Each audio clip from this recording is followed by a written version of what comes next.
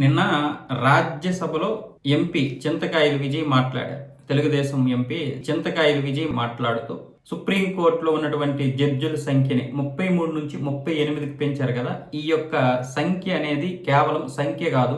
ఈ విధంగా చేయడం వల్ల పెండింగ్ లో ఉన్నటువంటి న్యాయ కేసులన్నీ కూడా తొందరగా ముగుస్తాయి.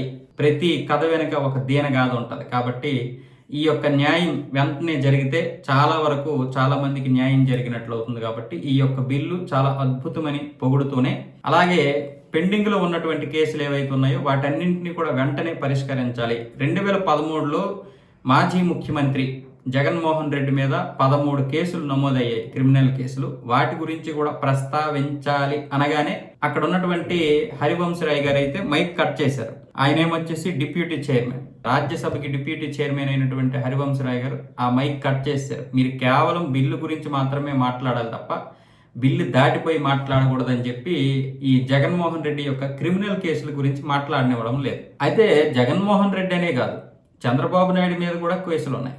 ఇలా ప్రతి ముఖ్యమంత్రి మీద ఉన్నటువంటి ప్రధానమైనటువంటి కేసుల గురించి ప్రస్తావించాలి. మరి ఎందుకో ఎంపీలు తప్పు చేసినా, ముఖ్యమంత్రులు తప్పు చేసినా దీని మీద మినహాయిస్తున్నారు. మరి చట్టాల్లో ఏముందో ఆ విషయం గురించి నాకు తెలియదు. కానీ జగన్మోహన్ రెడ్డి అనే కాదు, చాలా మంది, అయితే ముఖ్యంగా మరి సామాన్యులకి ఒక రకమైనటువంటి న్యాయము, ఇలాంటి పెద్దవాళ్ళకి ఒక రకమైనటువంటి న్యాయం అంటే మరి ఇంక ఏం న్యాయం అది? మరి జగన్మోహన్ రెడ్డి మీద ఉన్నటువంటి కేసులు కరెక్ట్ కాదు అంటే కొట్టేయాలి.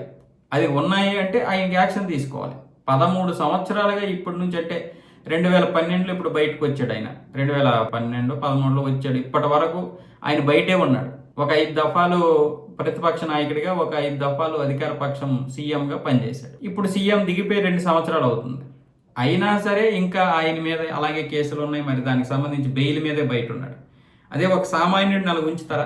ఎవరినైనా సరే, చంద్రబాబు నాయుడు అయినా సరే నేను చెప్తున్నాను, అంటే ఓటుకి నోటు కేసు అయినా సరే, లేకపోతే ఈ క్రిమినల్ కేసుల విషయంలోనైనా సరే ప్రశ్నించగలగాలి, ప్రస్తావించగలగాలి. అలాంటప్పుడే నాయకులు కూడా భయపడతారు. నాయకులకే ఇలాంటి పరిస్థితి వచ్చిందంటే మనలాంటి వాళ్ళు ఏంటి అని చెప్పి వాళ్ళ కింద ఉన్నటువంటి వారు, అలాగే అధికారులు అందరూ కూడా భయపడతారు. మన వ్యవస్థలో ఇలా తప్పు చేసినటువంటి నాయకుల గురించి ఎందుకు పార్లమెంట్లో కానీ రాజ్యసభలో కానీ ఎందుకు ప్రస్తావించడం లేదు?